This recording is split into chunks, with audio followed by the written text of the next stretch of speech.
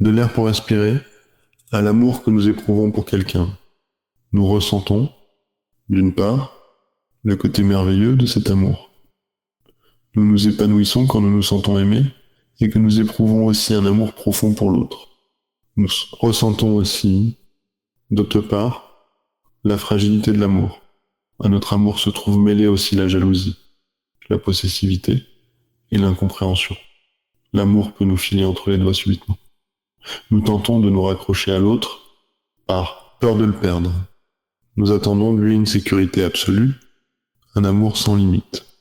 Pourtant, aucun être humain ne peut nous offrir l'absolu. C'est donc trop demander à l'autre. Beaucoup de crises dans les couples trouvent leur origine ici. Mais il est bien, lorsque la dimension de la transcendance nous fait défaut, de demander l'absolu à l'être limité, et donc d'attendre le divin de l'humain.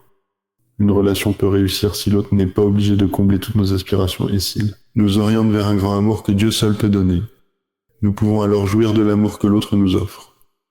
Il ne faut surtout pas demander à l'autre de nous réassurer en permanence sur son amour, exercer sur lui une pression. Nous devons jouir de cet amour humain tout en sachant qu'il n'est pas infini et qu'il n'a pas à l'être. L'amour nous ouvre une porte sur un amour infini et inconditionnel. En ne reprochant plus à l'autre la dimension limitée de son amour, nous pouvons avoir de la reconnaissance pour l'amour qu'il nous donne et pour celui que nous éprouvons pour lui. Si quelqu'un attend que l'amour de l'autre le sécurise complètement, il vit dans la crainte permanente de le perdre. Cette peur l'entraîne à s'accrocher à l'autre, et plus il s'arrime à lui, plus l'autre se sent enfermé.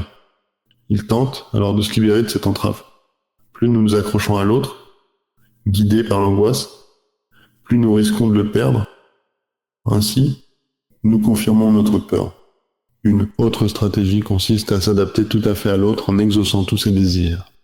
Nous renonçons, en fin de compte, à nous-mêmes, nous cessons d'être, pour l'autre, un partenaire à part entière, si nous ne lui opposons aucune résistance, s'ennuie avec nous, et nous devenons, pour lui, un fardeau, mais trouvant en Dieu un appui et un amour inconditionnel.